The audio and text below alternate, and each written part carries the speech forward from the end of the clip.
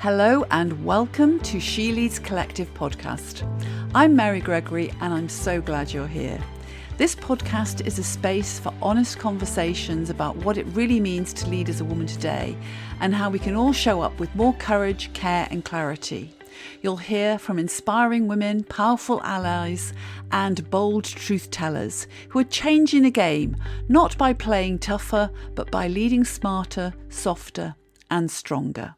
Hello and welcome to today's episode of the She Leads Collective podcast. So what happens when the story we tell ourselves about being a good mother becomes impossible to live up to? Because many women return to work after having children, and it isn't just a logical shift, it's an identity earthquake. Suddenly, you're navigating two worlds with two sets of expectations. At home, the pressure is to be endlessly present, patient, and self-sacrificing, while at work, the pressure is to remain competent, composed, and completely in control.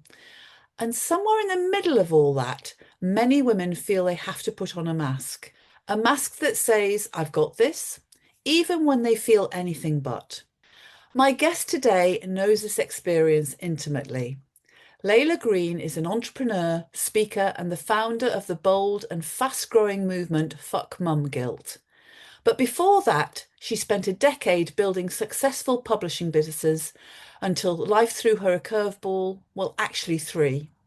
After two miscarriages, Leila fell pregnant with triplets in 2021, and she found herself navigating a high-risk pregnancy and the emotional rollercoaster of having her three baby boys spend weeks in hospital learning how to live. In that moment, she began to confront something the majority of mothers struggle with but don't talk about: the relentless voice of mum guilt, telling her she was never doing enough, never being enough. Rather than letting that voice define her, Leila decided to challenge it, and what began as a personal turning point has since grown into a movement helping mothers break up the toxic expectations placed on them. Today, we're going to explore motherhood, identity, work, guilt, and the hidden pressures many women carry, especially in environments that expect them to perform as if nothing has changed. Leila, thank you so much for joining me. It's a real delight to have you here. Oh, thank you for inviting me. And the reason I'm so excited to have you here is so much of what you talk about. You know, my daughter is 30 years old this year, but I can go back, way back, and remember what it was like having her as a new baby and the total shock to the system. So I'm really pleased that you're actually giving space for this topic to be talked about and for it to be addressed, really. So can you take us back to before you started this movement and tell us a bit more about your own story and what changed you? Well, I think my expectations of motherhood were kind of way off. That's where expectations and mum guilt have got a very kind of tight relationship. And I'd expected I'd have one baby. There's no twins or triplets in my family. So I always just thought it would kind of be like you see on TV or in the books or in the movies, that you just have one baby and you get to hold your baby after you've had given birth to it, and you get to breastfeed, and you're in this sort of lovely honeymoon glow. And my experience was not like that at all. It was heavily medical. I think there were about 30 doctors in the room when I had my C-section. And it was terrifying. I mean, I think there is a lot of fear around birth. And it was quite touch and go for the babies afterwards. And it's just it was just very different, because I feel like although birth trauma is actually quite common, no one really talks about it. And the story I had in my mind, I've worked with books forever. I love stories. I can be a great storyteller, but sometimes that gift can work against me, because I tell myself this story of like, it's going to be like this. It's going to be so lovely. And then you get there and it's disorientating. It's like the rug's been pulled from under you, and you don't even have a moment to catch your breath or process what's happening before the next medical development's happening. And it can be very, very scary. So I think all my life, when I thought about having a family, when I thought about having a child, it was a child. And then the fact that it was three at once just really put us into a whole world of Well, it's just so different that the old expectations just can't be met. That's what I hear strongly. And you are navigating the unknown with all the medical complications as well. I can hear that too. And I mean, I'm sitting here as a parent of one, having had a very straightforward birth, and the identity element shook me to the core as well. It was a shock to the system. So you had almost, well, you had triple the challenge of that with having triplets, but also the medical complications on top of that. You're very open about the trauma of having boys in hospital after they're born. How do you think that Mm. overall experience has now shaped you? Well, I think the first thing to say is that I didn't even realize. And I think the way the system is at the moment, a lot of mums are walking around with maternal mental health issues completely oblivious. And when we speak to our mum friends to just kind of say, hey, is this normal? Like, do you guys do this too? Are you thinking this too? And everyone's like, oh yeah, that's totally normal. Then you kind of think, well, it's not a thing. I must be fine. And the health visitor do ask a couple of questions about the mum, but it's largely about the weight, is the baby feeding, all of that kind of thing. And then you kind of, it's almost like a messed up confirmation bias, because you kind of think, well, if everyone thinks I'm okay, I must be okay, right? And I'm the same as everyone else, so like we're all okay, right? um, and also I think in that early days of motherhood, you're so busy in it, like just surviving, like just making sure that the bottles are sterilized before the next feed and the laundry's been cleaned, and you're just so in it, in this sort of automaton zone. You don't actually have a moment to reflect and think, how am I? Who am I? Am I okay? It's just, oh, I've got X minutes until they wake up and I need to get this job and that job and that job done. You're just kind of on the treadmill. So I didn't realize I had it for a long time. I only got a therapist through my husband's work, which had a Bupa scheme. I think the threshold to qualify for any sort of NHS help is incredibly high.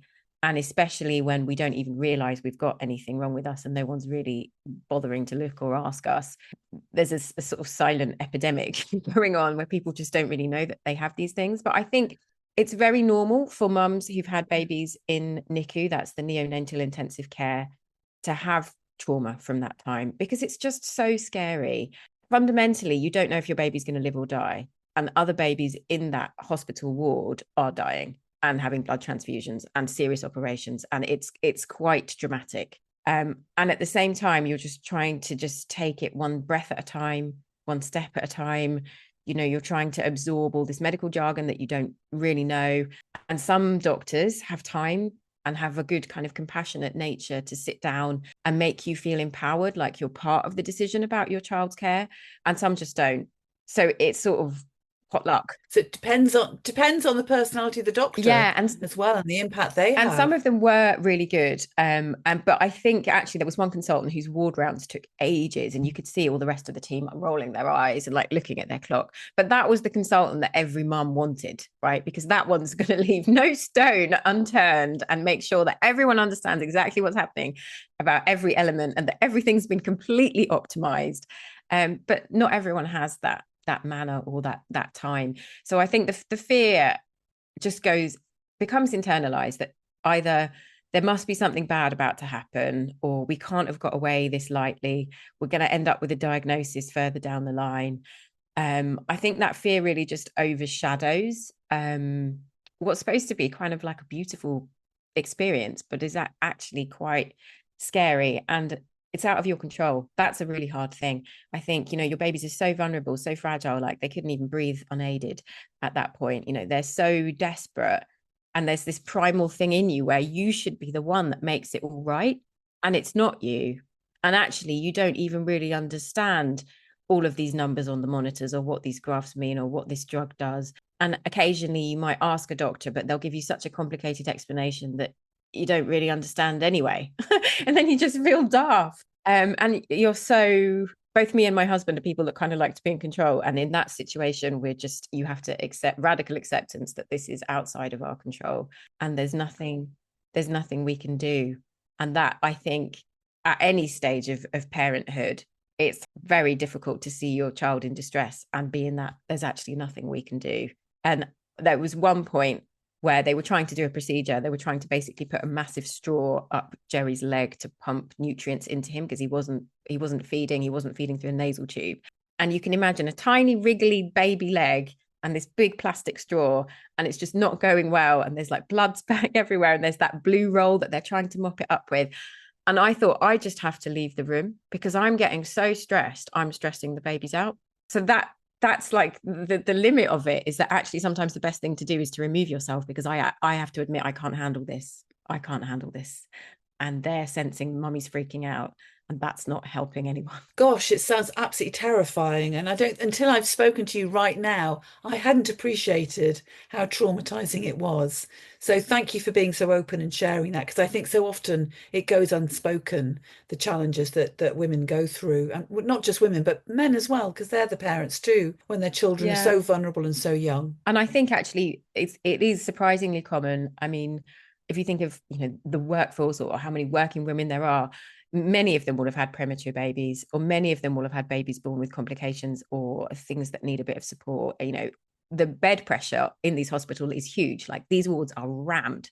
It's not just us. This is actually, a widespread thing in every hospital with a neonatal ward is full today, I guarantee. So it's something that is affecting a lot of women. And some women, sadly, are spending quite a lot of their maternity leave in hospital. I know one twin mum whose maternity leave actually was up before her babies were even discharged. So depending on the complexities and prematurities, this time where we sort of pitched this idea where we're just having lattes and meeting new friends and like swanning around and having a lovely time, for some of us, it's not that at all. It's not at all. And even with a healthy birth, No, it doesn't necessarily have to be that way either. So there's something about societal expectation, this romantic picture that's painted of new motherhood and new parenthood, that for many that it just doesn't live up to that. So it sounds terrifying. But then you talk about mum guilt. That's a different experience to that fear of when your boys were first born. When did you start to notice that internal voice? And when did it start to become so loud, that guilty voice?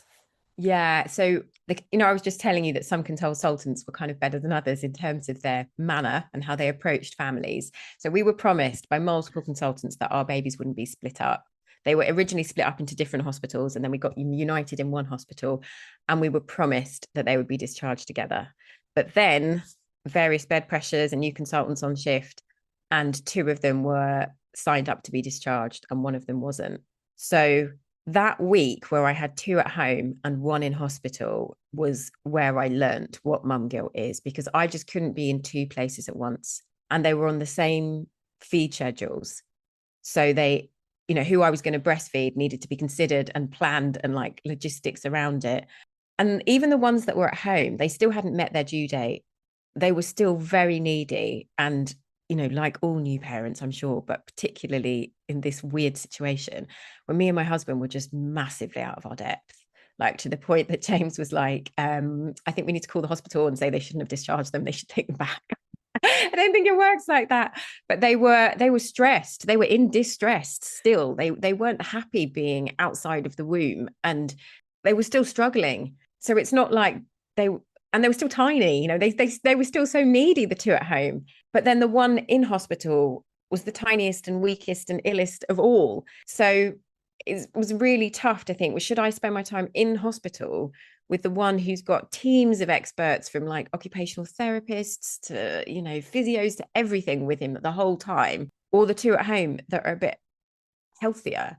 And I just felt so bad for Jerry being separated from his brothers who he'd grown with, and from me who, it's hard saying goodbye to your kids when they're in hospital anyway, but when he's being isolated and sort of left behind, that was just horrendous. So I felt like I was really in a kind of damned if you do, damned if you don't situation. And when I was at home, I would feel bad for not being in hospital, and when I was at hospital, I would feel bad for not being at home.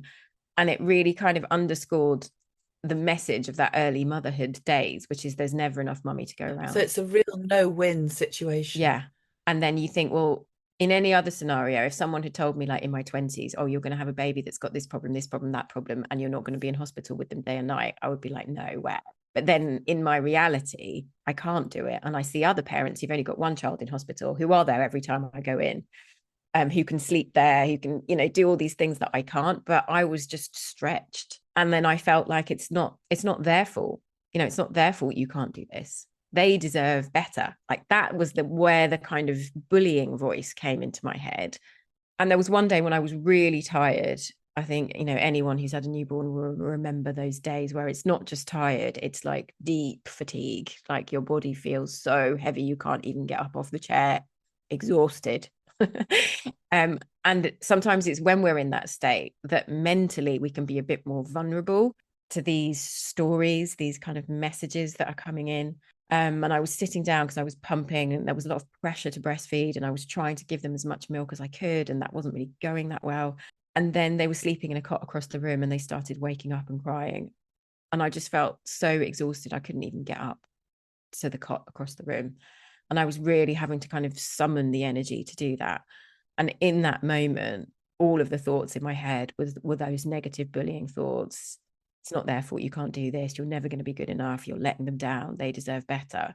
And I started kind of believing in this really exhausted, deflated, defeated state, this narrative. And my body kind of changed. Like I kind of slumped down in the chair a bit, and I kind of exuded this defeated energy, and it really freaked my babies out.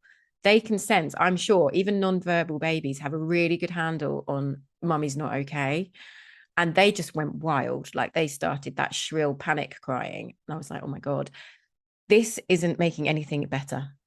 This isn't giving me an extra boob. It's not giving me any extra capacity to deal with this situation. All it's doing is making me feel worse and making them feel worse. And things are so bad for me. It's so tough at the moment. I cannot afford to do anything that makes it worse. Like my margins are so tight as it is. I can't. It's like self-sabotage. So that's when I realized that this is just a bully that I have to step up to. This is a bully, like an external bully. It's the same voice, it's the same mechanism, and it's not helping anyone.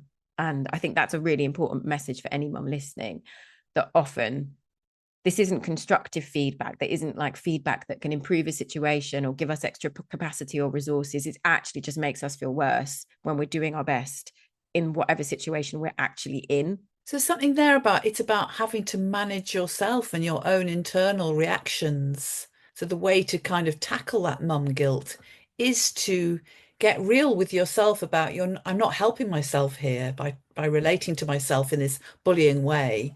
How can I be more compassionate with myself? Definitely. Like one of the pillars of breaking up with it is compassion, not comparison. But I think it can be almost subconscious, not just for mums, but women in general end up with quite a negative internal monologue because there's criticism of us all over the show, from how we look, our waist size, whether we've launched our first six-figure business yet, everything. This messaging, this kind of constant messaging that I think we pick up from girlhood, to be honest, gives us a tendency towards self-criticism, which I think then motherhood can take on to the next level. Yeah, it is lifelong messaging that's going on from the moment we're born. We're sent certain messages. Society has certain expectations of what it is to be a woman and how you should be as a woman. And it is changing, I know, but for many, it's way back in the old days, as it were. The messaging was not necessarily, it's very high expectation of being the perfect wife, the perfect mother. That's still carried through in many of the messages, the movies we watch on TV. So it's no wonder we end up feeling guilty, because it's impossible to live up to those standards. Yeah, I actually think it's got worse. So I was born in the 80s, and my mum said when she had me, there wasn't really anyone else to compare how she was doing things to other than the mums on her road, like in her community. And there were free walk-in centres where you could go and speak to a health visitor or midwife, get some reassurance if you weren't sure if you were doing it right.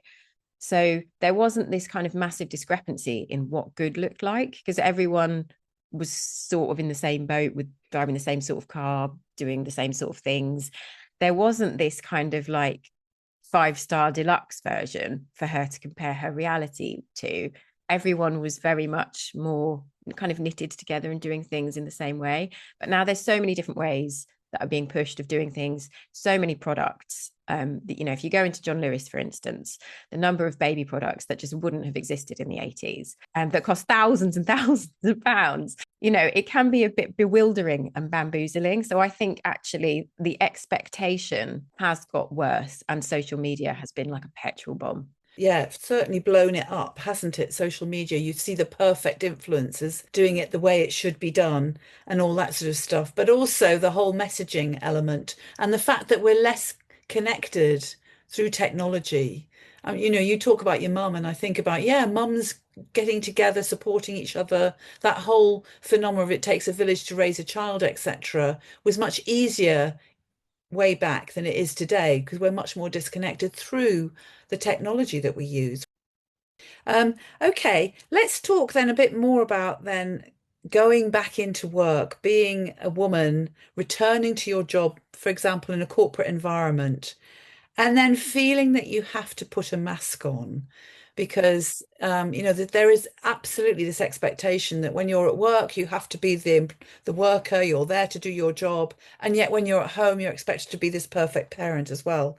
What have you noticed about masking behavior that women use when they go back into the workplace? I think this is a real problem. So around a third of women surveyed have said that they're masking, and around a third have said that they feel disconnected from their colleagues. So, I mean, you can see the problem right there. I think it's expectations. That's what we started off this episode talking about. If there is an expectation that in order to fit in order to be approved, in order to be seen as credible, and this is at a time when our confidence has taken a knock, we've been out of the game. In my case, there was a whole AI revolution while I was out the game. So I didn't even know what anyone was talking about anymore. We're on the back foot. We're feeling a bit wobbly. If the shortcut to being accepted is to put the mask on and to behave in a way that might not feel natural or authentic, but is what's expected of you, it's understandable why mums do it. And there's one mum I spoke to who had worked, this wasn't a return to work story, but she'd worked for a massive luxury brand for 2 years before anyone even knew she had 2 children. And that is the depth of the masking, not just at the return to work point, but other points in your career.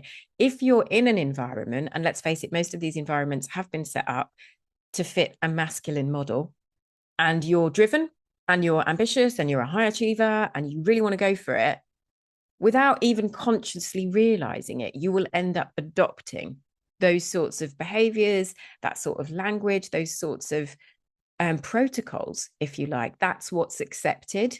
And if you're in an environment where that's all you see and you want to do well, you want to be promoted, you need this job, you need to prove yourself, etc., of course, you're going to end up doing that.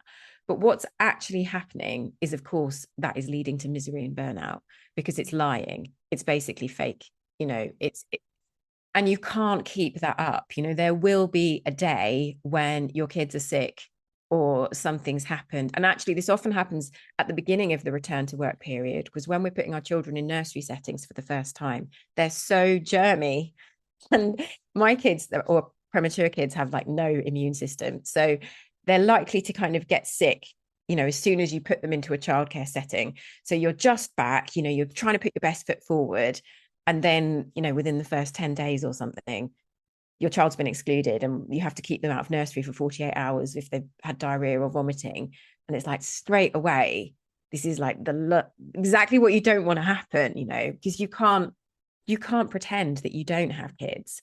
And I feel like we need a cultural shift there. We need other visible women in organizations talking about what it's really like, taking time off to go to sports days or pantos or, whatever it might be, so that that's kind of normalized.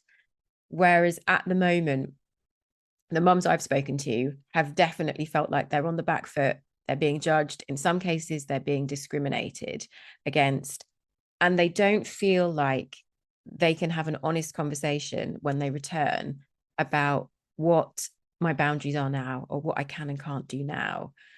And then they're kind of feeling more on the back foot when they have to say, oh no, I can't do an evening call. Oh, I know I can't do an overseas trip.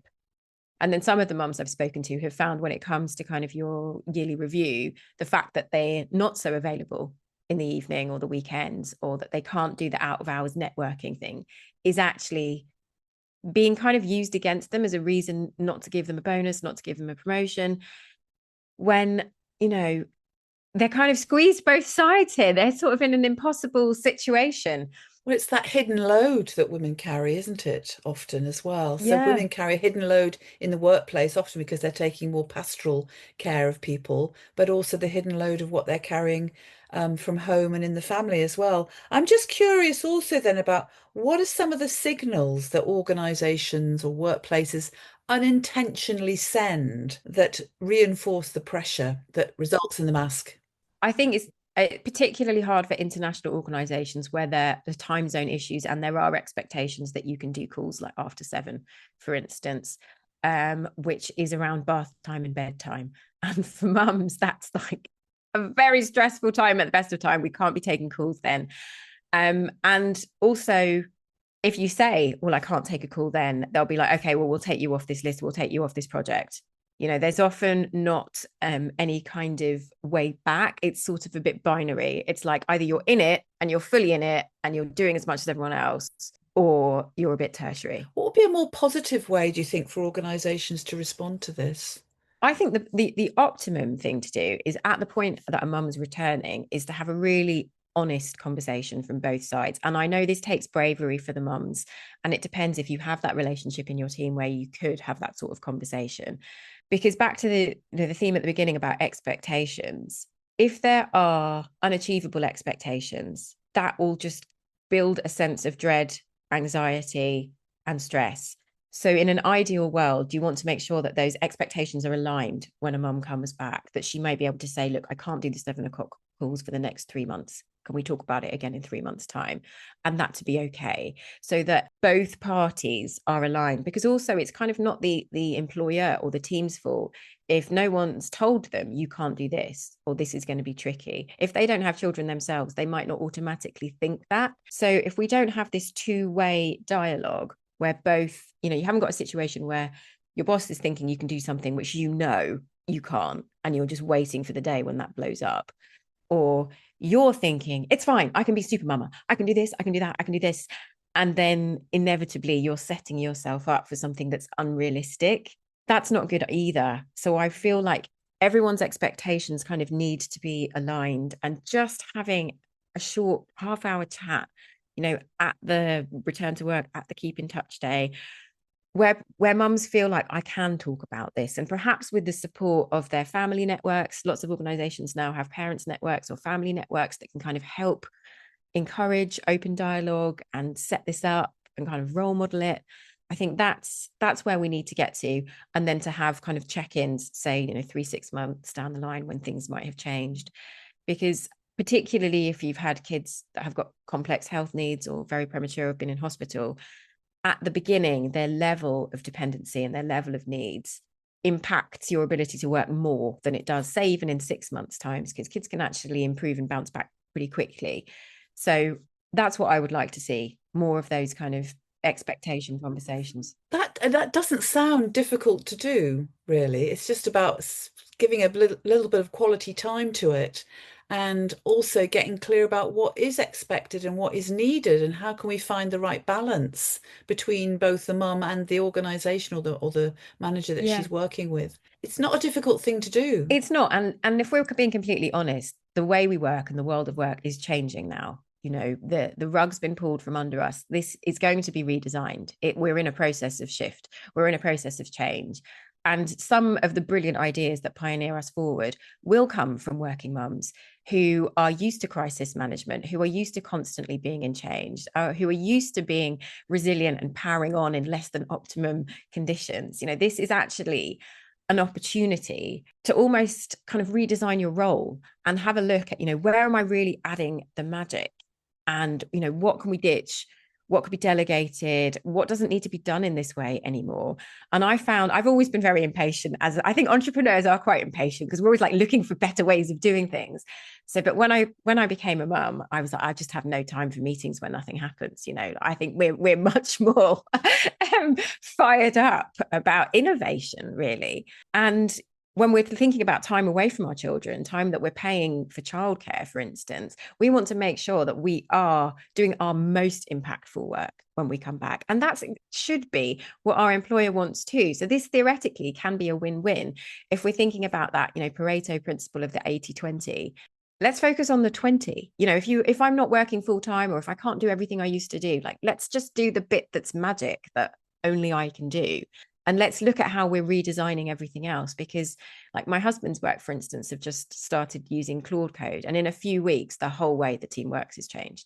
Things are changing, and there is an opportunity, I think, for mums to have the confidence to say, things are changing. Why don't we do an experiment? I think this could be a good way of making sure that you get optimum impactful work out of me. Let's just have a conversation about it. Organizations, and the bigger they get, the more they're about it. It's about performance and getting people to perform at their best. And what you're talking about is just making everything much more efficient. Yeah. Like the whole idea of let's have meetings where we actually get results in the meeting rather than having meetings for meeting's sake. Cutting all of that, make meetings for meeting's sake out, is something that's going to benefit the organization ultimately, isn't it? Yeah, and processes are going to get completely shredded and changed by AI. Things that were manual, things that were taking time, they're not going to be there anymore. So I think this is a good opportunity for mums who are returning to really think about their role. And when they are going into that conversation with their manager or their boss, whatever, thinking about, where do I really shine? What do I want to be focusing on? And leading with that and presenting that in a kind of win-win way, because everything is changing. And that's scary for, I think, mums like me who were out of the game while the AI revolution was going on. But actually, even I mentioned my husband's work, they've just adopted Claude Code a few weeks ago. One of his colleagues is out on paternity, and he's like phoning all the time, kind of freaking out. It's like, what have I missed? Am I still relevant? What's going on? And that's only for a short period of time. If you're out for a year, when everything's changing so rapidly, you can feel really on the back foot when you come back. But actually, I think we should be saying, this is a chance to redesign it so it works for me. So we're talking really about a returning mother coming back into work, recognizing her real strengths and making sure she can negotiate and manage expectations to play to those strengths. But you also, and we've touched on this already in the conversation, talk about the identity shift that you go through when you become a parent. And I can relate to this. Many high achieving women often feel completely incompetent and out of control. I certainly can relate to that. It really throws it into chaos. How did you navigate that? First, I think I had to change my mindset. So I am an overachiever. I went to Oxford. I was top 100 female entrepreneur. I've always really gone for stuff. There is that fire in me, but I'd been doing it within structures that were quite linear, where it was always quite easy for me. It's like, oh, I want that professional qualification. Oh, I just get that course, then I get accredited, then I move on. It was all very kind of step by step. And I thought motherhood was going to be like that there was this kind of one golden way. You just learn it and then you do it and it works and it's all good. Like, that's basically for the first 38 years of my life, that's how it'd work. So to be suddenly in a world where I had 3 babies, 2 of whom were genetically identical with the same nature nurture factors, and were all completely different and responded to different things and needed to be treated in different ways, I was all at sea. I just couldn't get my head around it. And one of my friends had tried to be helpful by sending me a baby book that was like what your babies should be doing week by week, the developmental milestones. And my children were way off that because they were so premature, because they were triplets. Most of the material that you might get in a library or be given by a doctor or a midwife, it's not written for extremely premature babies. It's not written for triplets. So I kind of had to be okay at that point with ripping up the rule book, because trying to be a good girl and do it right and do it like the books tell you to, which is what I'd done all my academic and professional career, was making me feel like a failure and was making me feel like my babies were failing. So I was like, well, that's not going to work. So this is my permission slip to myself to put those books in the bin, to not listen to how anyone else is saying, you should do this, you should do that. And God, there are so many shoulds in motherhood. And I'm going to do what works for me, even if the people around me think it's really weird, even if I get judged, even if, like, the mother-in-law gives you funny looks, because actually most people don't know what it's like to have to feed 3 babies at the same time, do 24 feeds in 24 hours. And if I'm doing things that mean we get through the day, then I'm going to do that, rather than thinking, oh, but the gold standard version would be doing baby massage, doing tummy time, taking them to swimming lessons, things that I never did. And if I hark back to my expectations of when I thought it was going to be like the movies, I thought I would be doing all of that stuff. But then, you get to your reality and you just can't manage it. And so I think it's also about compassion, get cutting yourself some slack and thinking, I have to move off that overachieving track of like always doing gold standard everything, because I just can't. Actually, it's priorities, not perfection, is another one of the pillars of breaking up with mum guilt, because I can't do everything to a high standard. I can just do the one thing that matters to me, which in my case is nutrition. So I cook from scratch for my boys. I've made it a real focus point of spending time on making sure that they're properly fed, because they were so malnourished and kind of underweight initially. The other things I've just let go completely. Other things, for instance, like swimming lessons, we've never done. My house doesn't look like a show home. It doesn't look like the other Instamum's house. But I'm okay with my kitchen being trashed, because it's important to me that they're eating properly. So instead of thinking I need to be gold standard everywhere, I'm like, just choose one thing and just make sure that you're aligned in how you're spending your time in achieving that one thing. I'm really hearing very strongly the importance of your own values and what's important to you, and being guided by those rather than being guided externally, what you think you should be doing or what society thinks you should be doing. And I actually think it's a fantastic metaphor for leadership, that actually the most effective leaders I've worked with are those that are really principle led, so values led. It helps them make decisions. It helps them think about the things they pay attention to. And also, what you're describing is that whole sense of being in that unknowing world. It was such an unknown that you were suddenly in. It wasn't as you'd imagined it at all. And it was your values that guided you through it. And really returning to that strong sense of self is really what's helped you, is what I'm hearing. Yeah, I think that's a really interesting reflection, because I am very values led. And I think when you're out of your depth and you're floundering in that new mum zone where you really do feel like, I don't know what I'm doing, it's very easy to be susceptible to other people's values, to be like, this is what someone else on Instagram will show you, this is what good looks like. Or another mum you speak to will say, oh God, no, I never use a dummy.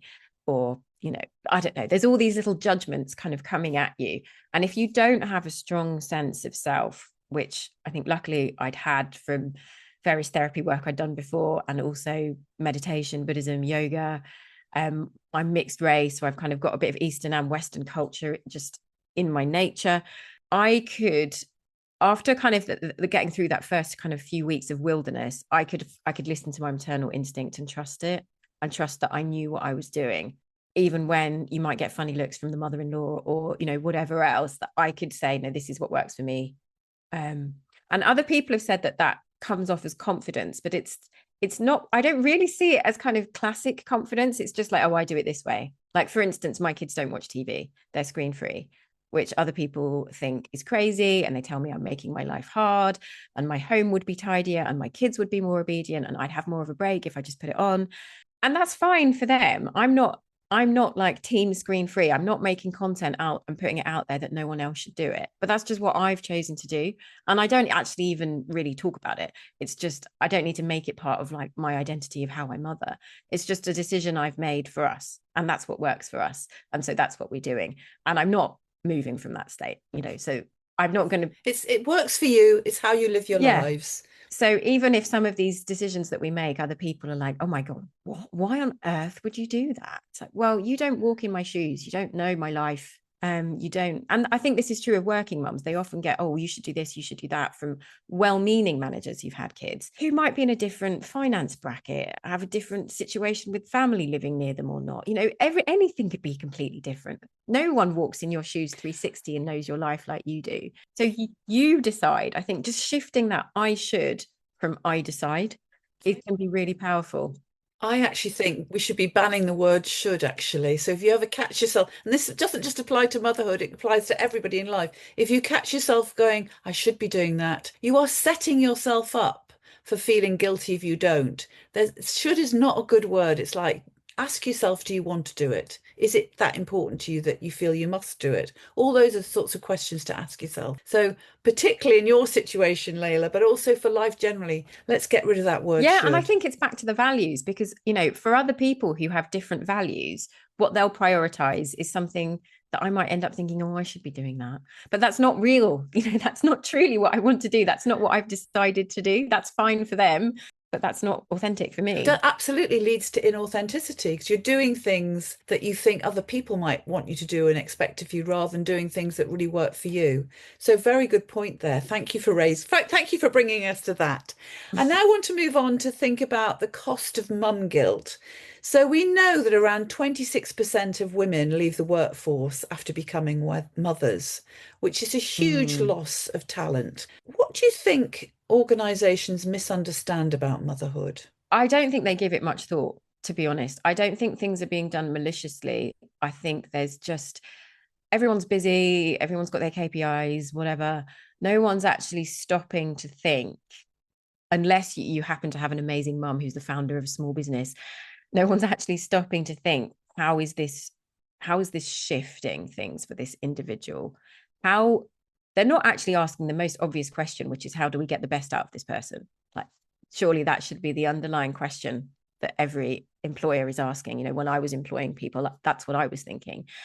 I think it's not being considered, it's not being supported. And when the subliminal message is it's just business as usual, that inevitably results in a situation where mums will mask. But for instance, I'm thinking about a mum's WhatsApp group that I'm part of, and they'll go back and they probably perform pretty well and they put the mask on and everything else, but they're secretly saying in the WhatsApp, does anyone know if anyone got any jobs going anywhere else, because I just can't cope with blah blah blah anymore.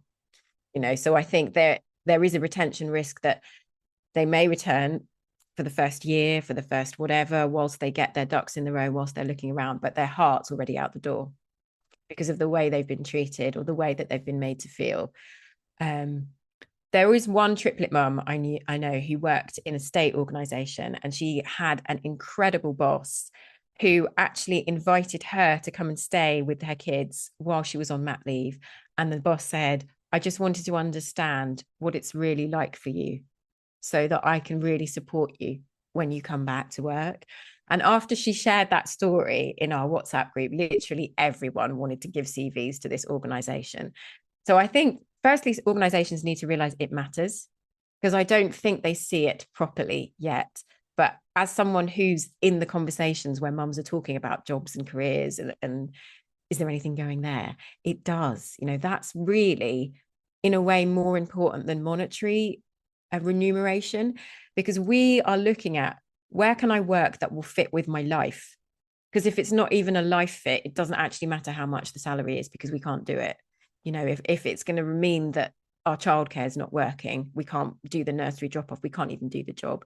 So I think over time, hopefully people will wake up and shift and see, hang on a minute, this is a bit of a talent problem, that we can't just do what we do and chuck more money at the problem, because that's not what people want. They want their day to work from 7 o'clock when the kids get up, 9 o'clock the nursery drop off, 9:30 at the home working desk. Like, the whole day has got to work from the child waking up to the child being in bed. And if there's a big chunk that's in conflict with everything else working, they're going to be looking for jobs elsewhere. And what a fantastic example of when organizations get it right, the impact of how attractive they become to women who want to work for them. So, they can really boost their talent pool if they get it right. Yeah, and I think at the moment that's kind of happening on an individual manager basis, that there just are some wonderful leaders out there. Of course there are, who are not doing it because it's policy. They're doing it because they're looking at their team and thinking, how can I get the best out of her? How can I support her? How can we make this work? But not everyone's thinking like that. Okay, so you talk about breaking up with mum guilt. You've got a four-step model, and you've mentioned a couple of them already. So we'll talk about that in a bit more depth in a minute. But I just want to talk about why you think breaking up with mum guilt is like ending a toxic relationship. Well, this one's going to be deep. So, okay, my dad had narcissistic personality disorder, which means I know what a bullied mum looks like. You know, I saw what that did to her over a long period of time. I saw how it led her to doubt herself, her confidence. She thought that she was really poor at things, for instance, like maths, when I knew she was really good at it because she did my dad's accounts and we went to the bank every Friday, you know. But she'd got to the point where she really believed him over herself and what I knew to be true. Even as a child, I could see this was off, that the bully voice had convinced my mum of things that weren't true, that she now believed. And I saw how it impacted her. It isolated her. She kind of lost touch with her friends. She actually left a career that she loved and she was brilliant at as a nursery teacher. And it made her smaller. It made her smaller and it made her miserable. And when I realized that the voice in my head that was telling me I was never going to be good enough, that I was letting my kids down, this was stuff I'd heard my dad say to my mum. Like, I must have picked this up. I didn't realize straight away. It took a therapy session for me to kind of have the light bulb moment. And I was like, oh my God, because I'm very headstrong. And at 18, you know, I left that family household to go to Oxford and I did not look back. I was like, I'm a super achiever. I'm going off. I'm doing things. And I'm never, ever going to be in this kind of toxicity again. I'm never going to be in a relationship like this. And if my kids end up in one, if my kids end up raised in one, that would be the ultimate failure of my life. And then so to find myself effectively in that situation because I'd become the bully. You know, I'd been so careful to avoid, you know, dating men that could be like that or inviting in toxic people in my friendship circle, cutting people off. I'd been so careful to kind of manage my externals to then discover I'd adopted the role myself was like sickening to the pit of my stomach. Well, it's almost a double whammy then, because not only have you got the toxic relationship with yourself going on with the mum guilt, but then you've also got fodder to beat yourself up with that, why am I doing this to myself sort of thing. So I can totally get the toxicity of it. So tell us a bit more about your core idea and the four-step model about breaking up with mum guilt. Well, the first piece is about expectations that we've spoken about a lot today. So I believe that there are so many external expectations that we kind of end up internalizing them, even if we don't actually consciously believe them. We just end up kind of absorbing them by osmosis. And this is all of that stuff about, you know, I thought I'd be able to do this. When I was a mum, I thought I'd be able to juggle this. When I was a mum, I thought I'd be making organic baby food from scratch 3 times a day. You know, all of these expectations just set us up for failure because we have these expectations at the top. And no matter how hard we try, we will inevitably fall short. And particularly for overachievers, high achievers, you know, we hate falling short. And when we do fall short, we don't challenge those expectations. Generally, we just feel not good enough. So instead, it's about acceptance, which sounds simple, you know, this beautiful Buddhist principle. But in reality, it is actually quite challenging to accept these are the limits of my situations. This is all I can do right now. This is my best.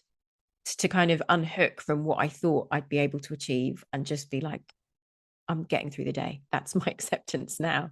And expectations flare up all over the show, not just in the workplace, at home, how you look, everything. So really being conscious of that. The next one is priorities, not perfection. And this myth of the supermum is really driving women to burnout. 63% of women are driving themselves to exhaustion, trying to be perfect all over the show.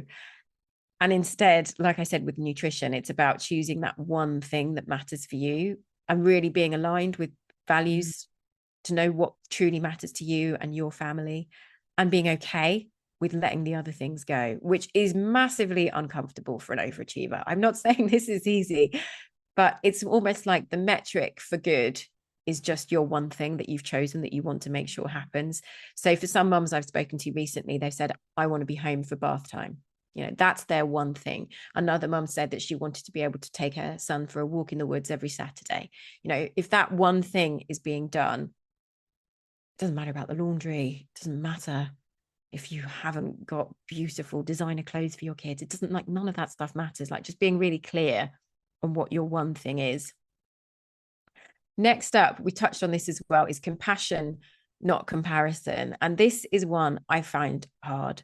And I think it is hard for mums that are returning from mat leaves not to compare yourself to everyone who's been doing amazingly while you've been at home. Everyone who might have been promoted, or even just looking on LinkedIn, everyone looks like they're having the best time ever, the most amazing career. They're all in glamorous award ceremonies. And it can be really easy to get stuck in that comparison trap where ultimately you're just not going to feel very good about yourself.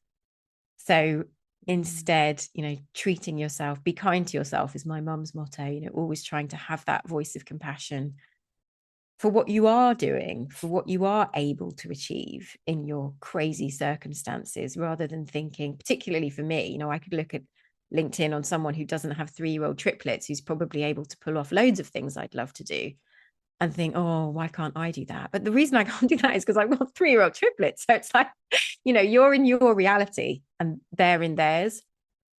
And then finally is intuition, not instruction, which is basically don't listen to the shoulds, which you have very articulately explained why. And instead, you decide what's best for you and your family. No one else knows what's really going on, day and night.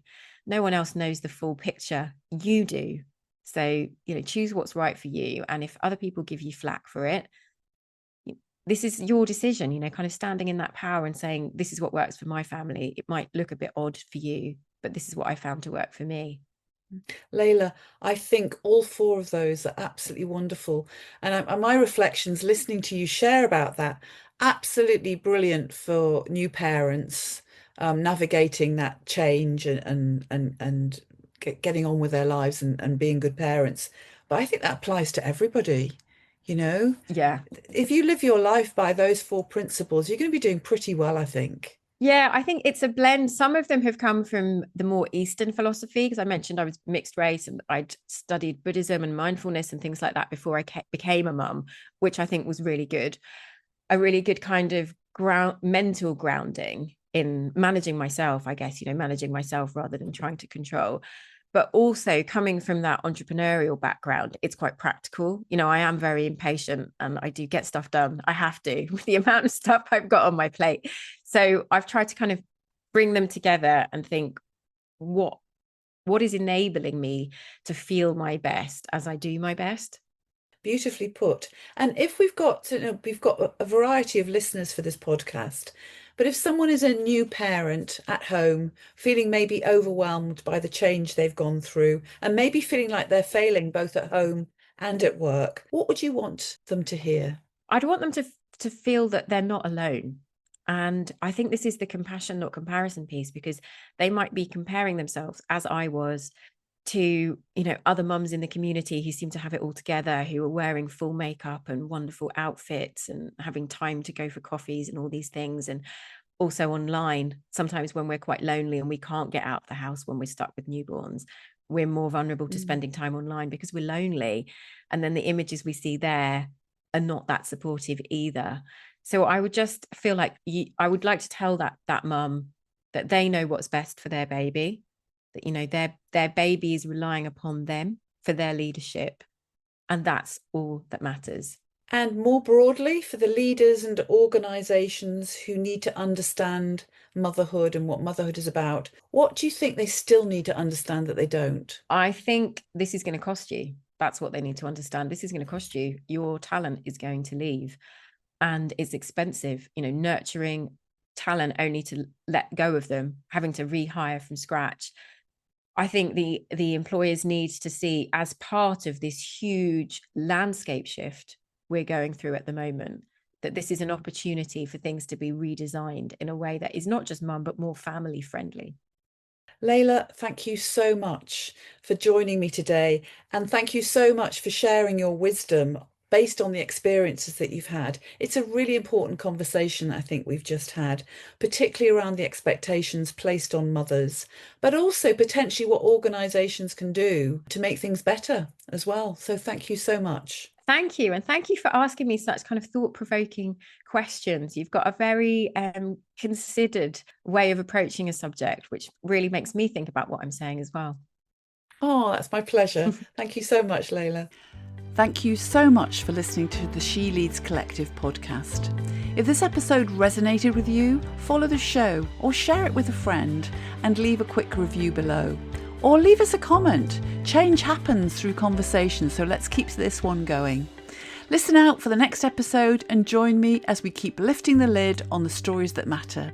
Take care and keep leading with heart.